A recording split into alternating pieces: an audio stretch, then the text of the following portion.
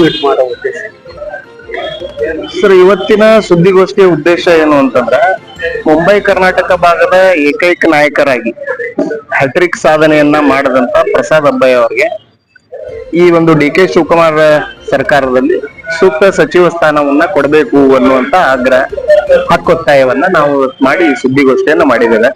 ಉದ್ದೇಶ ಏನು ಅಂತಂದ್ರೆ, ಮೈಸೂರು ಕರ್ನಾಟಕ ಭಾಗದ ಸಾಕಷ್ಟು ನಾಯಕರುಗಳಿಗೆ ಈಗಾಗಲೇ ಯಾವತ್ತೂ ಪ್ರಥಮ ಪ್ರಾಶಸ್ತ್ಯವನ್ನ ನಿರಂತರವಾಗಿ ಕೊಡ್ತಾ ಬರ್ತಾ ಇರೋದು ನಾವೆಲ್ಲರೂ ನೋಡ್ತಾ ಇದ್ದೇವೆ.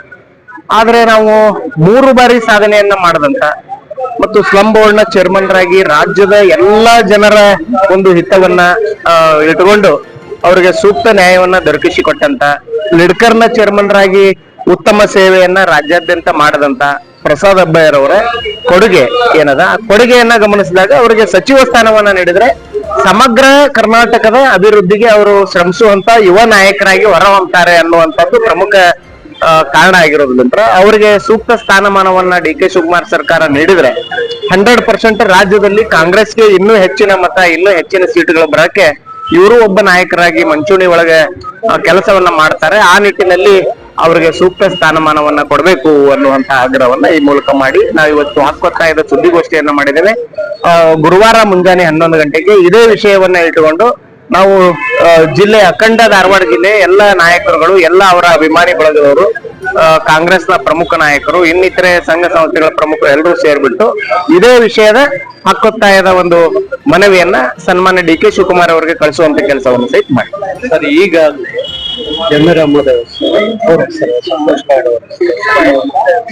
ಕೇಳಿ ಬರ್ತಾ ಇದೆ. ಈಗಾಗಲೇ ಸಂತೋಷ್ ಲಾಡ್ ಅವರು ಸಹಿತ 2 ಬಾರಿ ಸೇವೆಯನ್ನ ಸಲ್ಲಿಸಿದ್ದಾರೆ.